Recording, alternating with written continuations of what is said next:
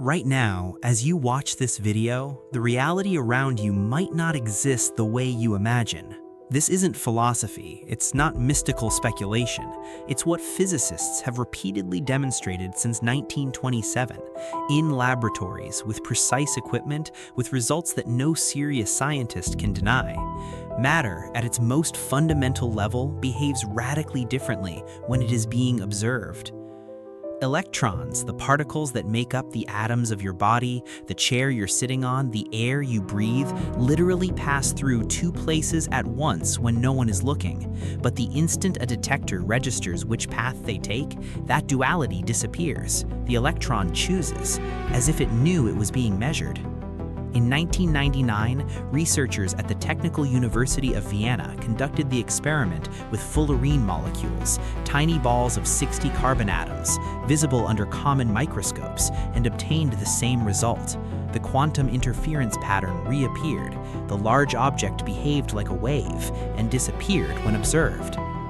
You won't leave this video with absolute certainties, because science is still debating what this means, but you will leave with the right questions and with what is truly at stake when the word consciousness enters this equation. Welcome to the Invisible Decisions channel.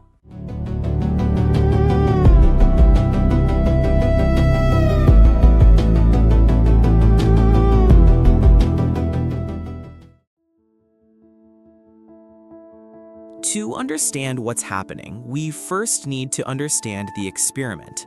The setup is elegantly simple. You have a source emitting particles, it can be light, it can be electrons.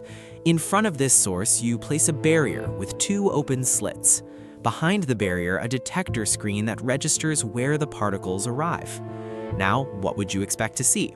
If the particles were simple little balls like rubber pellets, you would expect two groups of impacts, one behind each slit, two stripes. That's what intuition tells you.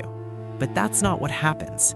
What appears on the detector screen is an interference pattern, dozens of alternating stripes of light and shadow extending far beyond the positions of the two slits. It's the pattern that waves make when they meet. Where peaks coincide, they add up. Where a peak meets a trough, they cancel each other out. The particles are behaving like waves. But here's the detail that changes everything. This happens even when you fire the particles one at a time. A single electron alone in the universe of the experiment with no other particle to create interference leaves an interference pattern, as if it had passed through both slits at the same time, as if it had interfered with itself. But then physicists got curious. If each electron passes through both slits at the same time, which one does it actually pass through? To find out, they installed a detector next to one of the slits, a device that emits a single photon of light to register the passage of each electron, sophisticated enough to detect without destroying the particle. And the universe did something unsettling. The interference pattern completely disappeared. On the screen, only two simple stripes appeared, exactly what a classical intuitive being would produce. The electron stopped behaving like a wave. It started behaving like a particle, with a defined path, as if it knew it was being observed. When the detector was turned off, even if the experiment remained identical in every other way, the interference pattern returned. Turn on the detector, two stripes. Turn off, dozens of stripes. The only element that changed was the presence or absence of measurement, the presence or absence of information about the path taken by the electron.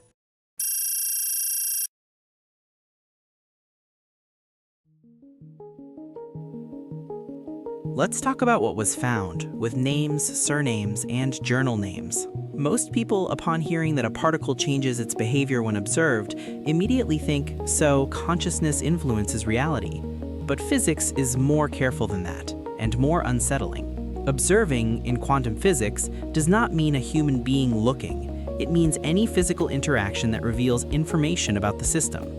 The photon detector we used in the previous experiment has no consciousness. It's an instrument. But even so, it collapses the interference pattern. Why?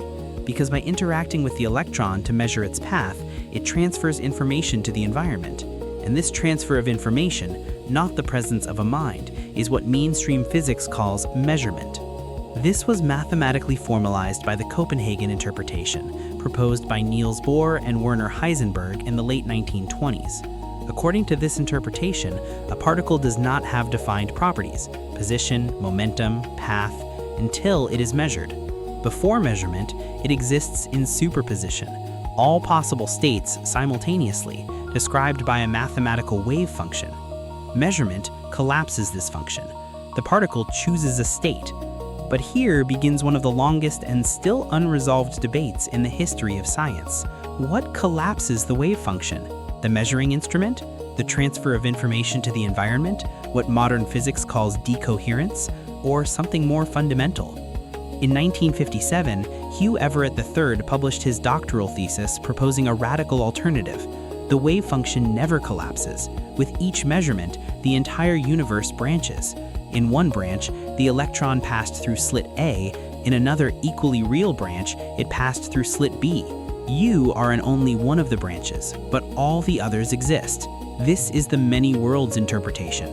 Today, it is taken seriously by a significant fraction of theoretical physicists. What science is now investigating is where exactly does quantum collapse occur, and at what scale does quantum strangeness disappear and the classical world emerge. The first mechanism investigated is decoherence. When a particle interacts with environmental molecules, air, heat, vibration, it loses its quantum superposition in infinitesimal fractions of a second. For an electron at room temperature, decoherence occurs in about 10 to the minus 20 seconds.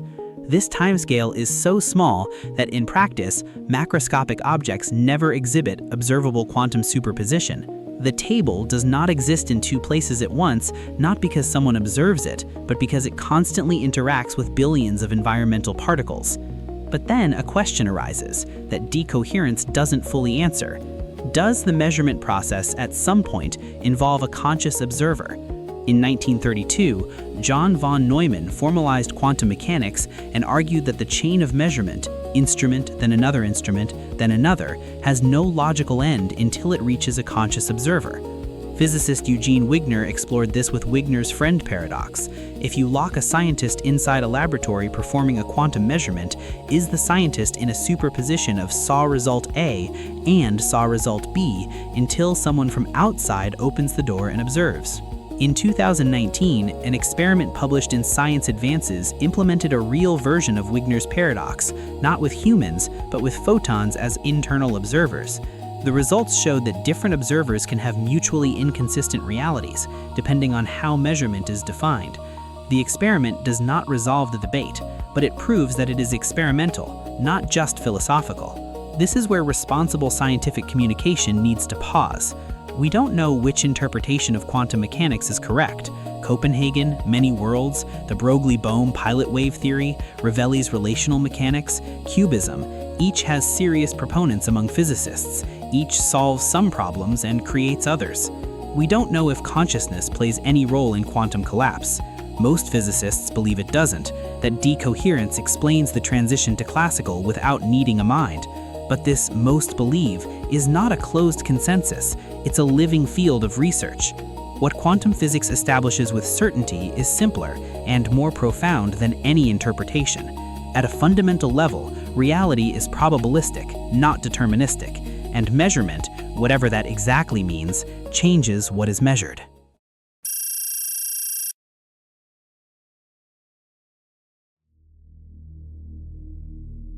The most unsettling aspect of all this research isn't any isolated experiment. It's the pattern of questions it leaves open. And it's in this open space that some scientists, not charlatans, but researchers with solid backgrounds, have proposed ideas that the mainstream still doesn't know how to classify. Jacobo Grinberg was a Mexican neuroscientist from the National Autonomous University of Mexico. In the 1980s and 1990s, he developed the synergic theory, a proposal that the human brain is not just a processor of neural signals, but a system that directly interacts with what he called the lattice, a quantum field structure underlying space-time. In this view, consciousness does not observe reality from outside, it participates in the structure that defines what is real. Grinberg conducted experiments on brain synchronization between pairs of meditators. He placed two subjects in separate electromagnetically shielded rooms, induced a shared meditative state between them, applied a visual stimulus to one of them, and measured the electroencephalographic response in the other, who had received no physical stimulus. In several experiments, he claimed to find statistically significant correlations. The findings were published, peer-reviewed, partly reproduced, and then Grinberg disappeared, literally, in 1994, without a trace. The case was never solved. Grinberg's theory remains marginal in neuroscience and physics. There is no consensus on whether the brain uses quantum effects in a computationally relevant way. Some argue that the brain's warm, wet environment destroys quantum coherence too quickly to be useful, but others disagree. In 1989, Roger Penrose, an Oxford mathematician and physicist, Stephen Hawking's collaborator, published The Emperor's New Mind, arguing that consciousness cannot be explained by classical algorithms and that quantum processes in neuronal microtubules could be at the basis of subjective experience. With anesthesiologist Stuart Hameroff, he developed the Orch-Or theory, orchestrated objective reduction. Orch-Or is controversial. Most neuroscientists and physicists reject it, but it has something that many marginal theories don't. It makes verifiable predictions. It states that anesthesia suppresses consciousness by interfering with quantum oscillations in microtubules. It states that consciousness is a quantum phenomenon that collapses wave functions at the neuronal level. These are hypotheses that in principle can be tested. What do you do with this information? The first honest answer is don't fall into easy mysticism. Quantum physics does not prove that you create your reality with positive thoughts. It does not validate the law of attraction. It does not justify homeopathy. The leap between electrons behave differently when measured and humans manifest realities with their minds is scientifically unjustified, and it's important to state this clearly. What quantum physics genuinely opens up is a deeper and more serious question. What is observation, fundamentally? What is information? Is reality independent of systems that record it, or is there some structural relationship between measurement and existence that we still don't understand? The double-slit experiment is almost 100 years old. It continues to be performed. It continues to produce the same unsettling result, and it still lacks an interpretation that satisfies all physicists. This is not a sign of weakness in science. It is the clearest sign that the question is real. Questions that remain open for 100 years among the world's greatest physicists are not trivial questions. They are questions that deserve your serious attention, because the greatest risk is not what we see, it's what we still don't know how to ask.